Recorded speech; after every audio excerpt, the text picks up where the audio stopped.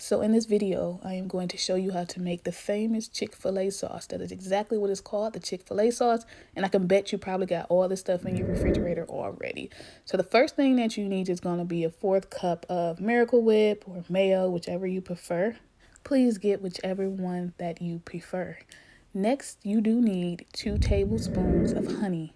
Please get the real stuff. I really hope that y'all get the real stuff for the honey. It is going to taste way better. But again, if you do not have this kind of honey, you can use what you have in your pantry. As long as you have honey, you are perfectly fine. I got this honey from Sam's Club, but it should be at your local grocery store.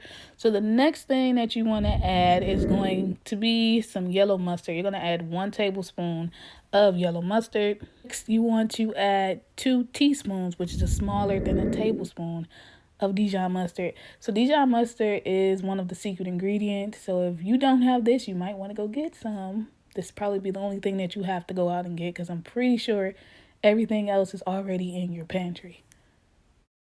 So next, you are going to take some lemon juice. If you have fresh lemons, that is fine. But if you do not, just use lemon juice like I'm using right here. You want to add 2 teaspoons of lemon juice. So next you want to add 2 tablespoons of barbecue sauce. It is of your choice. I used the honey barbecue sauce because that's what I had. And if you have the regular one, that is perfectly fine. And that's it, y'all. That's it. That's just the ingredients for the Chick-fil-A sauce. You do want to take a whisk and whisk everything together. It should turn into like a, kind of like this color right here, like a pale blonde color. I don't know, but it should look like this. It should look like the sauce, basically. So you do want to refrigerate this for about an hour before you serve it or do whatever it is that you're going to do with it. After you refrigerate it, just mix it around like this.